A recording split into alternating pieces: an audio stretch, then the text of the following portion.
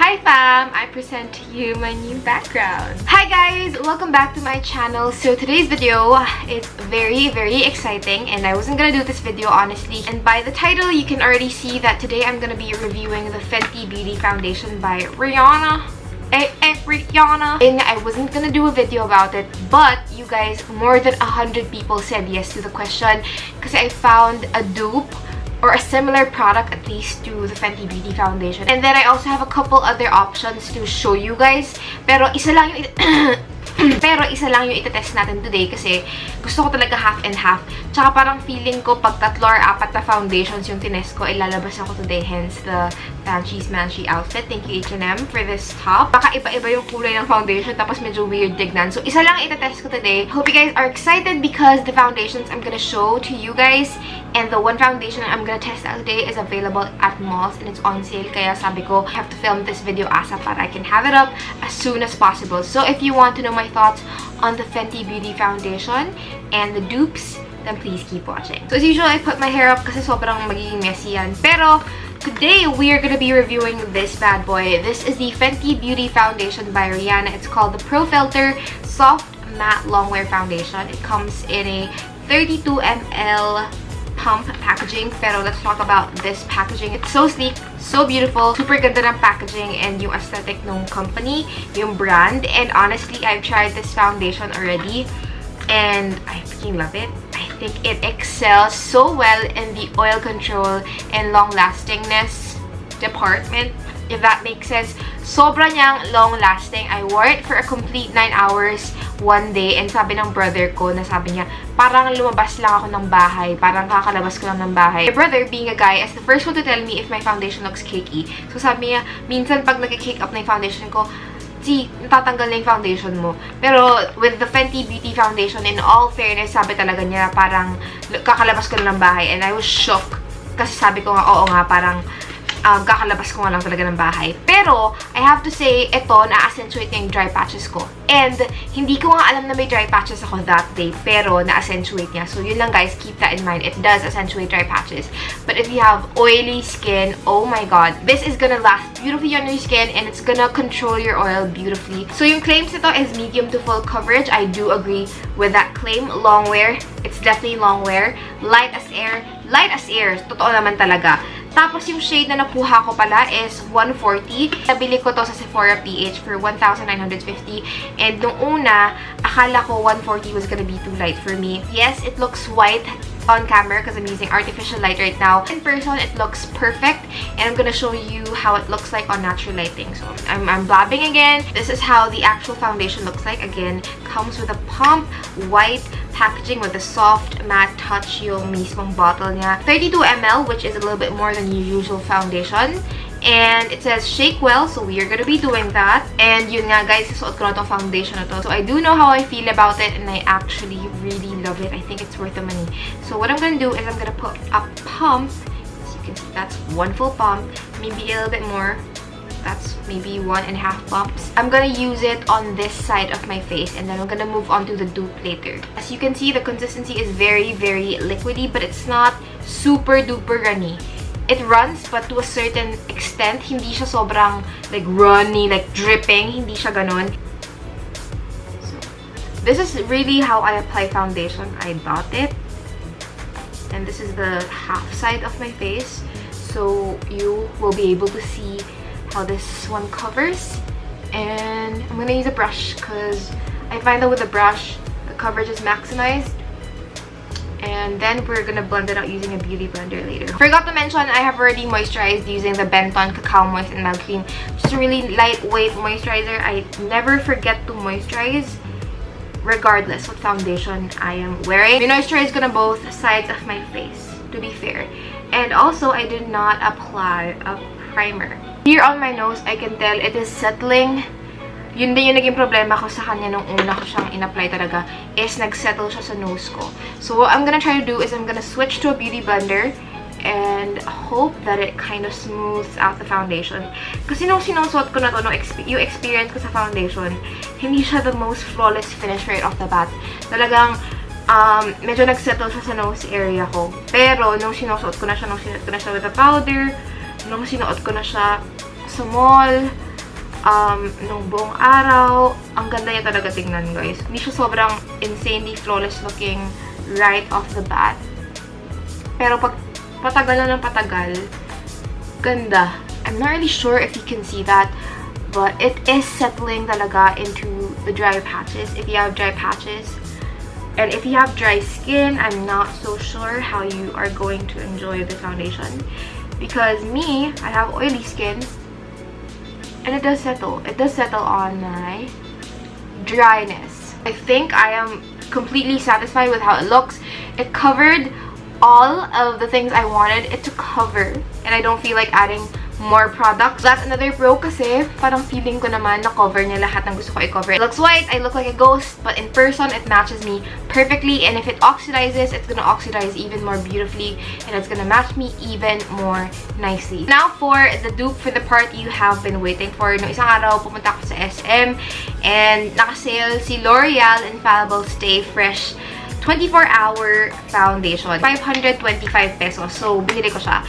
My shade is 115. It comes with a pump. Again, typical pretty pump from L'Oreal. 30 ml, so standard. So, sabi niya, it is 24-hour, just applied finish. So, napashock ako kasi si Fenty Beauty, sabi ko nga sa inyo, parang kaka-apply ko pa lang siya after a couple hours. After like 4 or 5 hours, mukha siyang kaka-apply lang. So, ito, claim niya, just applied finish. 24-hour flawless complexion. That's like a lot of claims. No imperfection, no shine, girl. No transfer, no mask effect. 10 hours hydration, all day comfort. Yun yung claims ni L'Oreal. If you were to put them side by side, may similarity sa packaging. Baka ako lang nakaka. Basta parang same format, same. Parang this reminds me of this guy right off the bat. I tried it on and I was like, wow, this reminds me so much of the Fenty Beauty foundation. Pero syempre, hindi siya spot on. Meron din siyang mga distinct qualities. So I'm gonna pump 1.5 pumps again on the back of my hand. Let's see how far this goes. And as you can see, it does run as well, but not as runny as the Fenty Beauty. So this is not as liquidy as the Fenty Beauty foundation. Mas thick si L'Oreal ng kaunti. Tatanggalin ko yung excess residue nung aking Fenty Beauty foundation. Makikita nyo. So, parang wala talaga malinis na ulit yung brush. Kasi ayoko na gumamit ng ibang brush. Parang pareho lang yan. Kasi ditong side ng face ko, mas meron ako imperfections.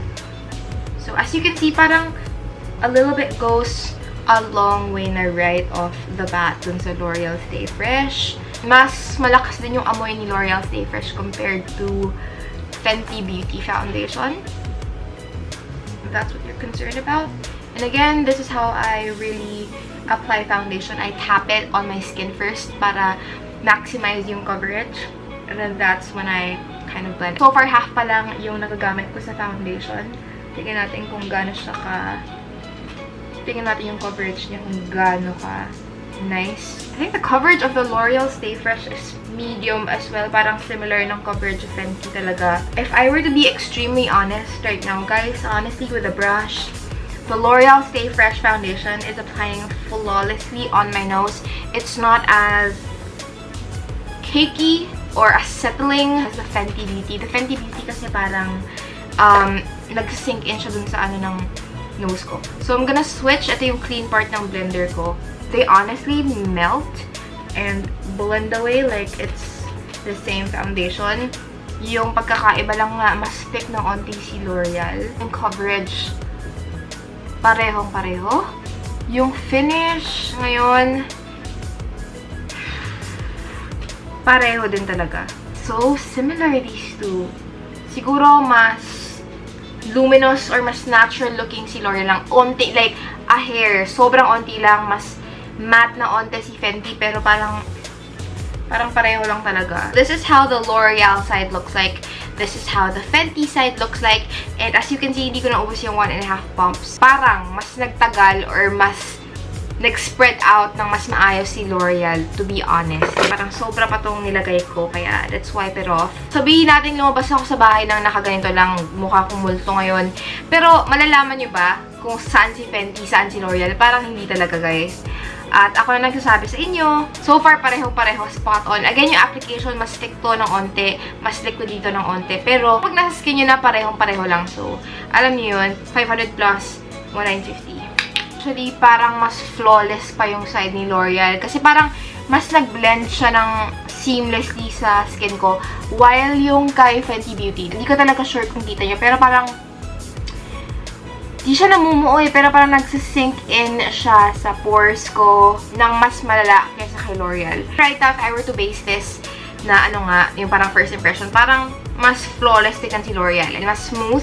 Ito medyo mas siya sa fine lines. Pero pag malayuan, parang iisa lang yung foundation. Tapos, parang same pa yung color na 115 and 140. Gagamitin ko si the Saem na Cover Perfection Dip Concealer. Ang gagamitin kong powder to set both of my foundations is the WetnWild Photofocus powder in the shade Warm Light because I love this powder. It gives me a flawless finish. So, I'm just gonna quickly set.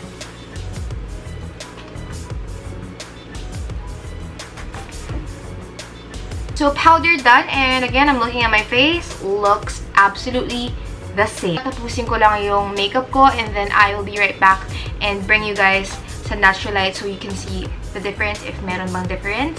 And then, mag-wear test ako pero gagamitin ko iPhone lang. So, makikita nyo, I'm gonna bring you guys with me. So, makikita natin how this wears throughout the day. Guys, so natapos ko na yung makeup ko pero wala pa akong highlighter. So, itatry natin to si Fenty Beauty na, Killawatt Freestyle Highlighter Duo. Super like ko din siya. Tatry ko na kasi siya. So, yung color na itatry natin si Lightning Dust and Fire Crystal. But I also do on yung Hustla Baby and Mean Money. Pero mas parang feel ko si Lightning Dust tsaka si Fire Crystal. For today, itatry mo natin si yung mas subtle side. Hindi siya sobrang powdery. So, makikita nyo naman kung how it looks like. And it's highlighty. And parang okay na nga to for me for a daytime look. Kasi hindi siya sobrang... you guys, it is still giving me like a really good amount of shine while not being too much talaga. Hindi naman siya nakaka-accentuate ng pores or whatever. It's a very smooth highlighter.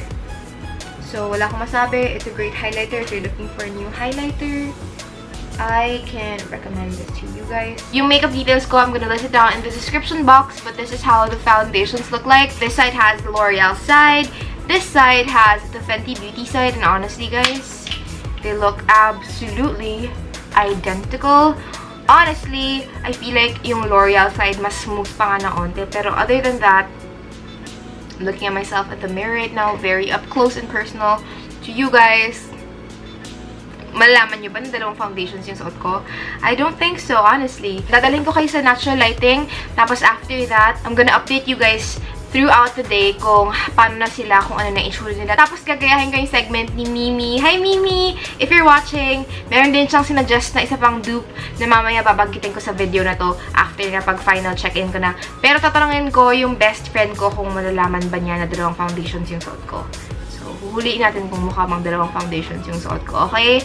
So, let's go to the natural lighting! This is the Fenty side, and as you can see, it looks pretty smooth. This side is the Loreal side. It looks so smooth. Honestly, cannot tell a difference, you guys. If I have to be honest, highlighter looks poppin', but the foundations themselves look identical. They look the same. Sobra. Sobra. As hindi ko talaga... Pag tinitignan nyo ba ako ngayon mukha ba dalawang foundation yung suot ko? Hindi talaga, guys. 1,950, 525. You be the judge.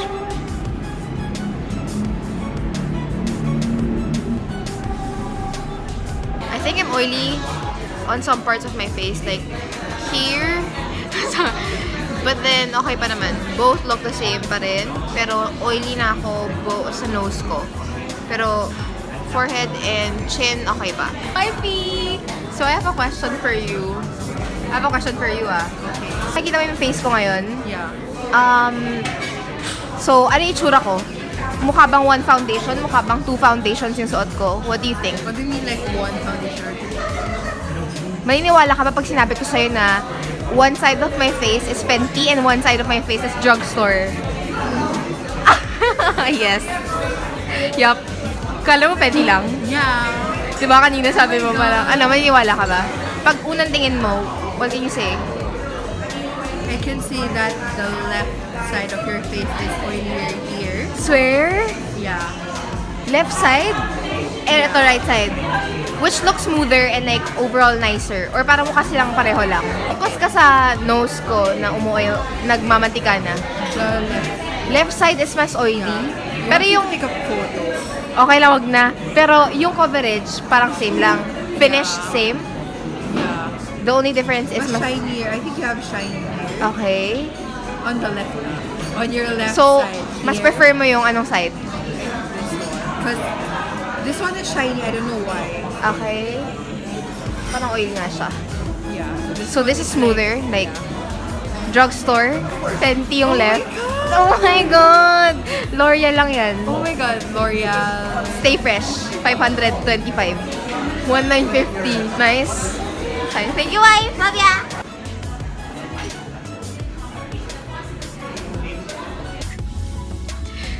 Ayun, pakita. Foundation. Ayan. Mukha silang pareho. Mukhang isang foundation na yung suot ko, guys. To be honest with you. Hi guys! So right now the time is 8:42 p.m. So I think I've had this on for like mga 9 hours more or less. And this is how my face looks like. And again, the left side of my face is using Fenty Beauty. The right side of my face has the L'Oreal Infallible 24-Hour Stay Fresh Foundation. So nakita nyo naman dun sa mga in-insert ko na videos how both foundations held up.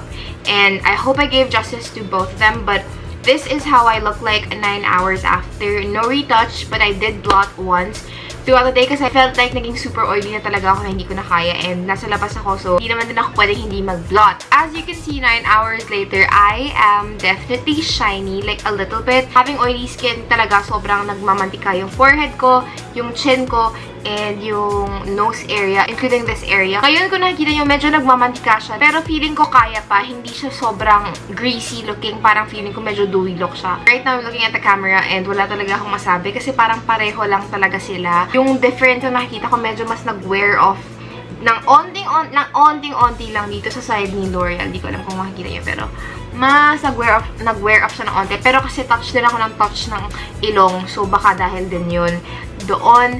Pero for the most part, parang parehong-pareho lang. I think, yung mas masasabi ko lang na difference sila is mas long wearing na onte si Fenty Beauty. Sobrang similar nila. Even my best friend na sobrang mahilig sa makeup, hindi niya napansin na dalawang foundation yung suot ko. So, I think that says a lot. So, ngayon mag-blot ako ng face. Tignan natin kung ano yung itsura ko.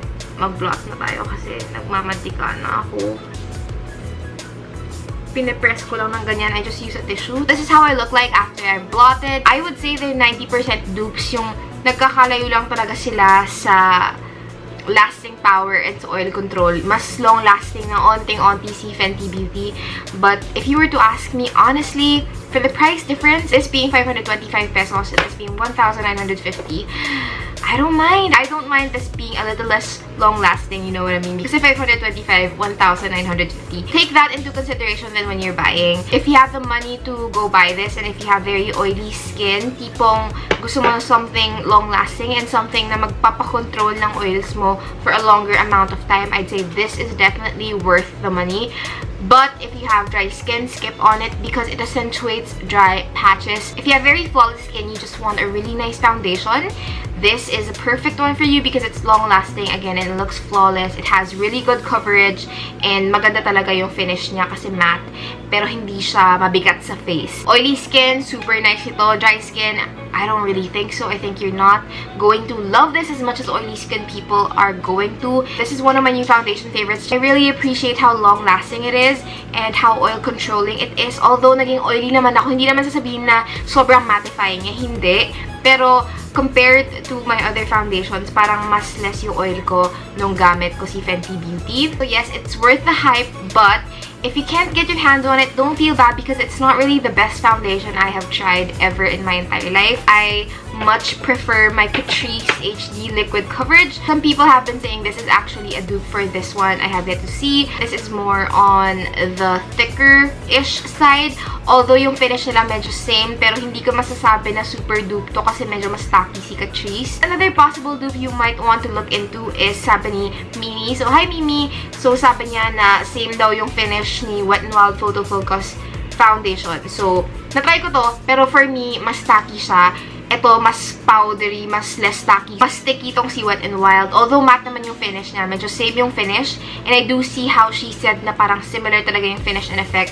So if you have this, you might not need this, you know what I mean? If you have other options, other matte foundations you already love, you might really not need this. Pero kung ikaw yung tipong na-try mo na lahat ng matte foundations out there pero hindi mo pa rin makita yung gusto mo, give it a shot if you have the budget to. If you don't have the budget, skip on it. Pag-iisipan mo, kakain ba ako? O pag-iipunan ko si Fenty Beauty? Girl, mag-Loreal, Infallible, Stay Fresh ka na lang. Kasi parang same lang talaga sila. Just saying, if you're a student or you don't have the budget for this is a great alternative. But if you can get your hands on this, then get your hands on it because it's really, really good. But this is great too. You know, parang ako nalilito din kasi parang pareho silang maganda. So, depending on your budget, go for either one, go for both if you can. This is toniiisia approved. It's a dupe. It's a dupe. Girl, even Rihanna won't know the difference. Let me tell you that. So yes, you guys, that is my Fenty Beauty foundation review, try on, wear, test, and dupes video. I hope you guys found this video to be helpful. Sana natulungan ito kayo kung bibilhin nyo siya or hindi. If you want to keep up with what I do, then follow me on my social media accounts always listed down below. Please don't forget to give this video a thumbs up if you enjoyed it or you found it helpful. Comment down below what you want to see next from my channel, and I'll be seeing you guys on my next video. Bye guys!